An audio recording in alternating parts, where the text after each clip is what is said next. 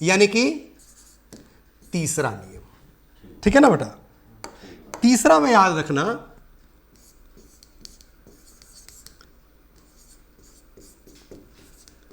Adjective. ठीक है ना बेटा, क्या चीज? एडजेक्टिव। और इसमें आपको जोड़ देना है वन। ध्यान दीजिए, आप लोग भी विशेष ध्यान दीजिए, आज वर्ड का प्रॉब्लम हमको खत्म ही कर देना है। ठीक है बबलू जी, ध्यान दीजिए। एडजेक्टिव तो आपको समझ में आता होगा बेटा, जो नाउन या प्रोनाउन के अच्छाई या बुराई को दर्शाता हो, बतलाता हो, उसे क्या कहते हैं? एडजेक्टिव कहते हैं। जो नाउन के अच्छाई और बुराई को दर्शाता हो, बतलाता हो, उसे क्या कहते हैं? एडजेक्टिव कहते हैं। और वन तो आपको पता होगा पहले से, वन माने होता है एक, मैथ वाली भाषा है। लेकिन जब एडजेक्टिव में वन लगा दीजिएगा तो यहां पर वन का हिंदी क्या निकलेगा जान लीजिए, निकलेगा वाला, वाली, वाले, के तरह, के जैसा, के समान, etc। ठीक है, फिर से एक बार समझ लीजिए। जब एडजेक्टिव में आप वन जोड़ दीजिएगा तो उसका हिंदी निकलेगा वाला, वाली, वाले, के तरह, के जैसा, के समान।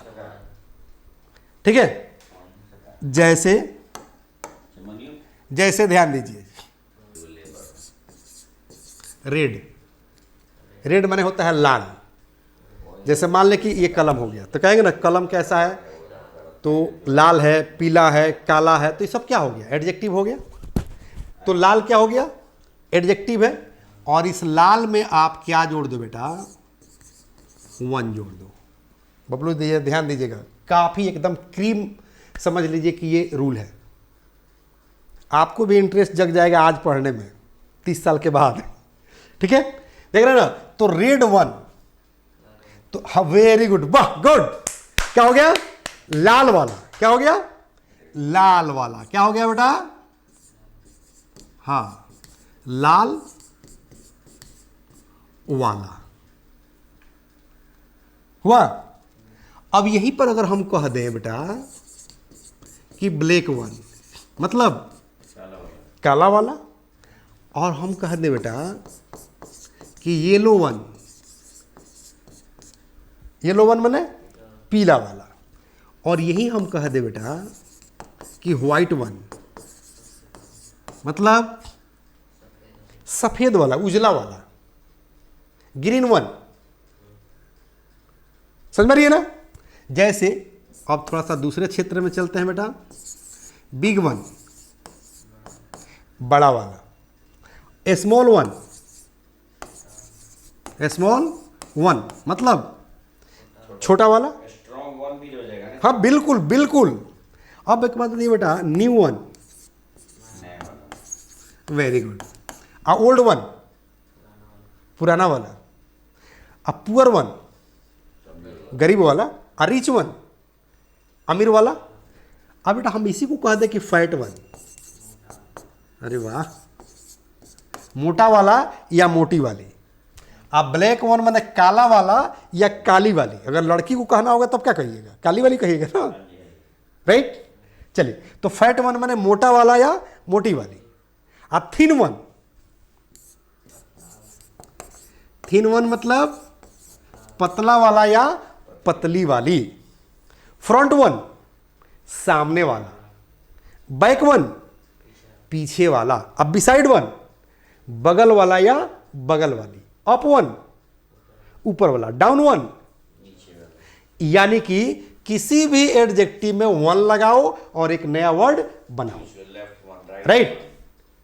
अब हम समझा रहे थे तब ना टाइम लग रहा था ना, तो 1 मिनट नहीं, ये अधिक से अधिक 30 मिनट का 30 सेकंड काफी है। अधिक से अधिक 30 सेकंड काफी है कि किसी भी एडजेक्टिव में वन लगाओ, उसका हिंदी निकलेगा वाला, वाली, वाले, के तरह, के जैसा, के समान। जैसे रेड वन लाल वाला, ब्लैक वन काला वाला या काली वाली, येलो वन एडजेक्टिव का फॉर्म समझाइए जरा शुरू में। एडजेक्टिव। देखो बेटा, एडजेक्टिव किसे कहते हैं? जो नाउन के अच्छाई और बुराई को बतलाता है उसे हम एडजेक्टिव कहते हैं। और सिर्फ नाउन नहीं, नाउन और प्रोनाउन के। एडजेक्टिव किसे कहते हैं? जो नाउन या प्रोनाउन के अच्छाई या बुराई के बारे में बतलाता है उसे हम क्या कहते हैं? एडजेक्टिव कहते हैं। क्लियर? अब उसी में जो वन लगाते जाइए, एक नया वर्ड बनाते जाइए, जैसे big one, small one, new one, old one, fat one, thin one. समझ में आ रही है? कोई दिक्कत? यानी कि एडजेक्टिव में वन लगाओ, एक नया वर्ड बनाओ और मस्त इंग्लिश बोलो। अब सवाल उठता है कि इसका यूज हम कहाँ करेंगे बेटा? इसका यूज हम कहाँ करेंगे? स्पोकन के दुनिया में, स्पोकन के क्षेत्र में। ठीक है? तो एक चीज याद रखना है बेटा, एक और वर्ड याद रख लेना है। क्या चीज याद रख लेना है? एक और वर्ड याद रख लेना है, जैसे सो। सो का मतलब होता है बेटा दिखाना। क्या होता है? सो मतलब दिखाना। जैसे किसी दुकान पर जाते हैं, किसी मॉल में जाते हैं तो कहते हैं ना कि हमको थोड़ा सा लाल वाला दिखाइए, हमको थोड़ा सा बड़ा वाला दिखाइए, या अंकल थोड़ा सा वो पीछे वाला दिखाइए। तब पीछे वाला माने बैक वन बनेगा ना। अब तो दिक्कत नहीं है। तो कहते हैं ना अंकल थोड़ा सा बैक वाला दिखाइए। या मॉल में जाते हैं तो लड़कियां सब जो है आज का सेल्स पर्सन का काम कर रही हैं, है कि नहीं? जहाँ जाइए मॉल वगैरह में, हमको लगता है कि 90% लड़कियां ही रह रही हैं। ठीक है ना? तो उससे कहना हो कि बड़ा वाला दिखाइए, छोटा वाला दिखाइए, लाल वाला दिखाइए।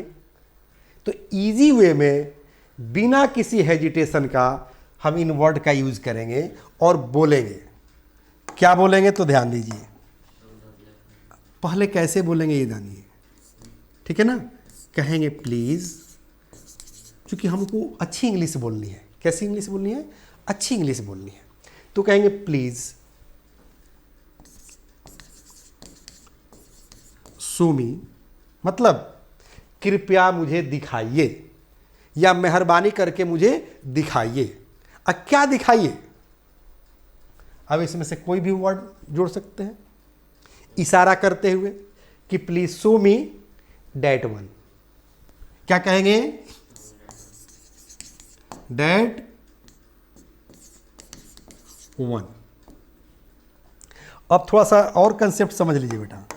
अब यहां डैट कह दिए और वन कह दिए, मतलब वह वाला। और दिस वन माने यह वाला। लिख देखा यहां पर है बबलू जी? जी लिख दे। देखो बेटा, दिस वन मतलब यह वाला, और डैट वन, डैट वन मतलब वह वाला। अब थोड़ा सा कंफ्यूजन आ रहा होगा आपको कि सर दिस और डैट तो प्रोनाउन है, आप एडजेक्टिव बता रहे हैं कि एडजेक्टिव के साथ जो है वन लगा दीजिए, है ना? तो यहां पर दिस और डैट क्या है? वो तो प्रोनाउन है। तो याद रखना है बेटा, दिस, डैट, दीज और दोस के तुरंत सटे हुए अगर वर्ब आ जाता है तो दिस, डैट, दीज और दोस प्रोनाउन का काम करता है। और यदि दिस, डैट, दीज और दोस के तुरंत सटे हुए अगर नाउन आ जाता है तो दिस, डैट, दीज और दोस एडजेक्टिव का काम करता है। कंसेप्ट समझ में आ रही है? या लिखना पड़ेगा? चलिए लिख कर समझा देते हैं बेटा, चूंकि ग्रामर भी आप सीख रहे हैं ना। देखो बेटा, दिस वा और दिस इज। जैसे कहेंगे दिस वा इज गुड, सेंटेंस में देख लीजिए। दिस इज गुड वा। कंसेप्ट समझ लो बाबू। देखो दिस के बाद यहां पर बुआ आ गया है, यानी कि नाउन आ गया है। तो यहां पर दिस जो है क्या है, एडजेक्टिव है। याद रखना क्या है बेटा, एडजेक्टिव है। यहां पर दिस क्या हो गया, एडजेक्टिव हो गया, क्योंकि दिस के बाद क्या आ गया, नाउन आ गया। लेकिन यहां दिस के बाद ईज आ रहा है, ठीक है, ये वर्ब आ रहा है। तो यहां पर दिस क्या है, याद रखना, यहां पर दिस जो है प्रोनाउन है। क्या है बेटा, ये कंसेप्ट समझ में आ रही है कि नहीं आ रही है? मैं आपको ये बता रहा हूं कि दिस के तुरंत सटे हुए अगर नाउन आ जाए, जैसे यहां पर बॉय आ गया, तो बॉय क्या है, नाउन है। तो यहां पर दिस जो है एडजेक्टिव का काम करता है, और यहां पर जो है दिस के बाद अगर वर्ब आ गया तो यहां पर दिस जो है प्रोनाउन का काम करता है। यही मैं समझा रहा हूं। तो डैट भी तो आ सकता है ना दिस के जगह पर, कि डैट बॉय इज गुड, या that is a good boy. अब इसका क्या हिंदी अर्थ निकलता है, इसको छोड़िए, ये तो एकदम सिंपल सा सेंटेंस है कि दिस बॉय इज गुड, माने यह लड़का अच्छा है, और this is a good boy, यह एक अच्छा लड़का है। कान इधर से पकड़ो या इधर से पकड़ो, बात एक ही है। तो दोनों का कहने का तरीका अलग है, अर्थ तो सेम ही निकल रहा है, ठीक है। हमको सिर्फ ये समझाना था कि दिस जो है एडजेक्टिव भी है और प्रोनाउन भी है, कैसे, ठीक है। तो याद रखना है दिस, डैट, दीज और दोज, क्योंकि दिस का प्लुरल दीज होता है और डैट का प्लुरल दोज होता है। ये दो वर्ड जो आप देख रहे हो, तो दिस का प्लुरल दीज और डैट का प्लुरल दोज, ठीक है ना। तो दिस, डैट, दीज और दोज के तुरंत सटे हुए अगर वर्ब आ जाए तो क्या हो जाता है, प्रोनाउन का काम करता है। और यदि नाउन आ जाए तो एडजेक्टिव का काम करता है, जो मैंने यहां पर लिखा है। अब इसको हम मिटा दें बेटा, कंसेप्ट समझ में आ गया, राइट, कंसेप्ट समझ में आ गया ना। अब हम लोग इसमें आगे बढ़े कि अब तो समझ में आ गया कि दिस वन डैट वन भी होगा, कि दिस वन यह वाला, डैट वन वह वाला, रेड वन लाल वाला, बिग वन बड़ा वाला, स्मॉल वन छोटा वाला। अब उसको सेंटेंस में कन्वर्ट कर देना है कि कहाँ कहाँ इसका यूज करेंगे, कैसे यूज करेंगे, राइट। तो कहेंगे please show me that one. तो अंकल, अंकल के uncle, uncle uncle show me that one, अरे uncle show me big one, big one, अरे uncle back one please, please back one, back one. तो uncle जी समझ जाएंगे भाई तुम मांग क्या रहे हो, अब ला के बड़ा वाला ला के रख देंगे। तब पूछोगे कि uncle how much, how much मतलब, हाउ मच मतलब होता है कितने रुपए का। तो कितने रुपए का कहोगे तो नहीं समझेगा, हो सकता है कि सामने वाला ना समझे। ऐसे कहोगे कि हाउ मच तो समझ जाएंगे। क्यों?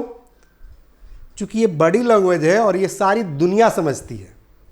इंसान तो छोड़ दीजिए, आजकल जानवर भी समझने लगे हैं, ठीक है। क्योंकि इंग्लिश बोलते समय सिर्फ और सिर्फ जुबान से नहीं बोलते हैं, बल्कि शरीर के हर अंग से बात करते हैं, राइट। यानी कि every part of the body they talk in their own language. शरीर का हर अंग अपने भाषा में बात करता है। कैसे? तो थोड़ा सा हम ध्यान देना, मैंने खींचना चाहेंगे, ठीक है ना, जिसको बॉडी लैंग्वेज कहते हैं। यानी कि अपनी बात सामने वाले तक पहुंचाने के लिए कि तो लिख कर दे सकते हैं, बोल कर बता सकते हैं, और नहीं तो इशारा से बता सकते हैं, उसे हम बॉडी लैंग्वेज कहते हैं। जैसे मान लो जिस समाज में हम लोग रहते हैं, हिंदुस्तान, हिंदुस्तान में जो है बीबीसी, बीबीसी समझते हैं ना, बीबीसी मतलब बुद्धिवर्धक चूर्ण। ये बिहार का बहुत बड़ा जो है क्या टॉनिक है ना। अब एक बात बताओ, है हम क्या कह रहे हैं, क्या मांग रहे हैं, क्या मांग रहे हैं समझ गया लड़का, ठीक है ना। है मतलब हम खैनी की बात कर रहे हैं, टोबैको की बात कर रहे हैं, ठीक है।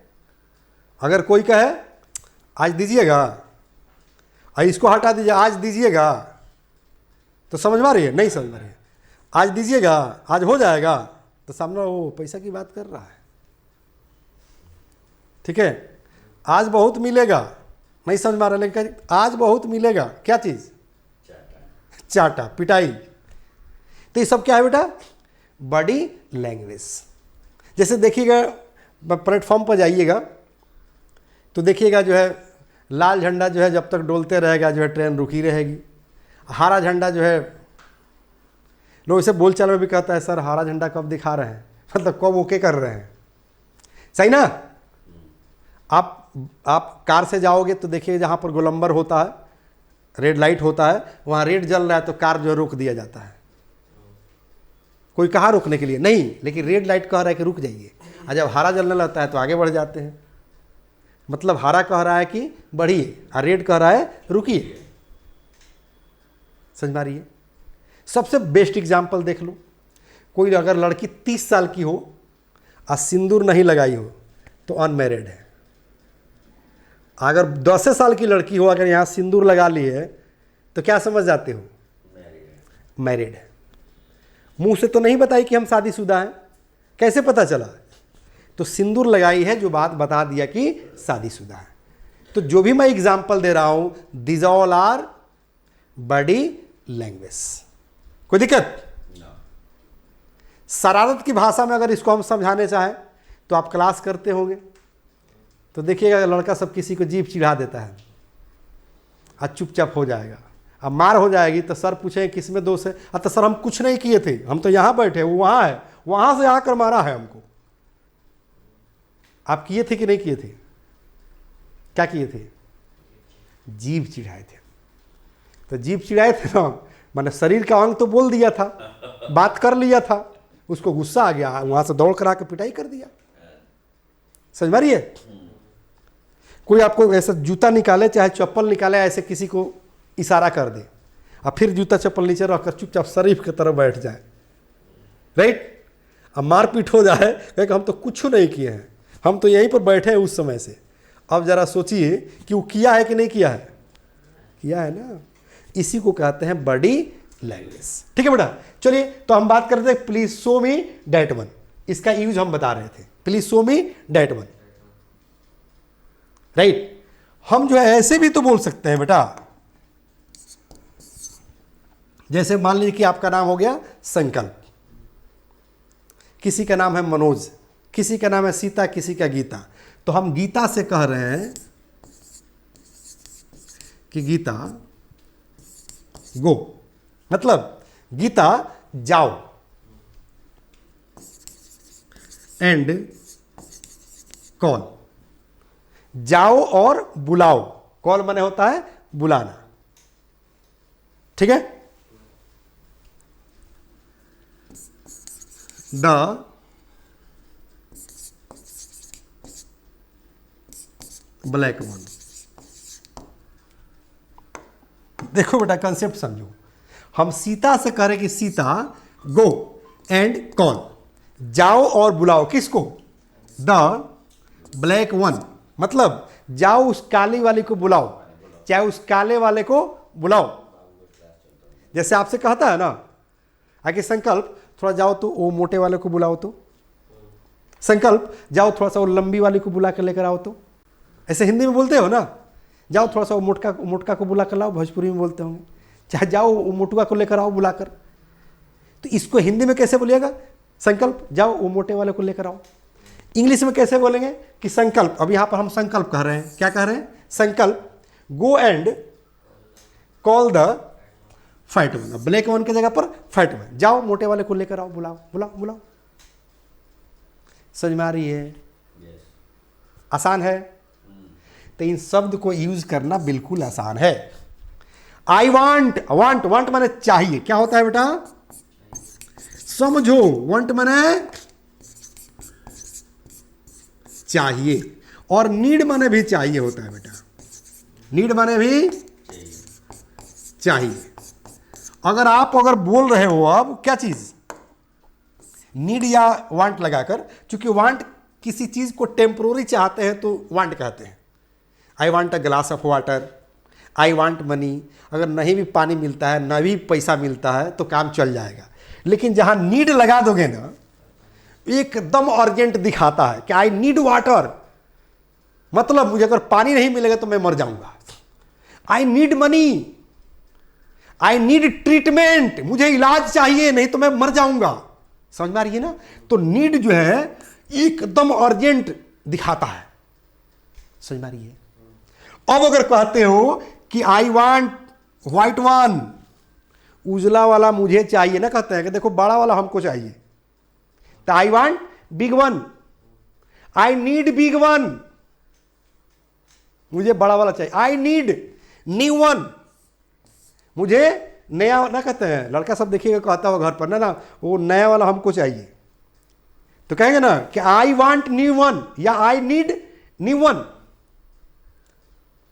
आई नीड बिग वन, बड़ा वाला हमको चाहिए। I need a small one, मुझे छोटा वाला चाहिए। तो इस तरह से ये सारे वर्ड का जो है आप यूज करना शुरू कर दोगे।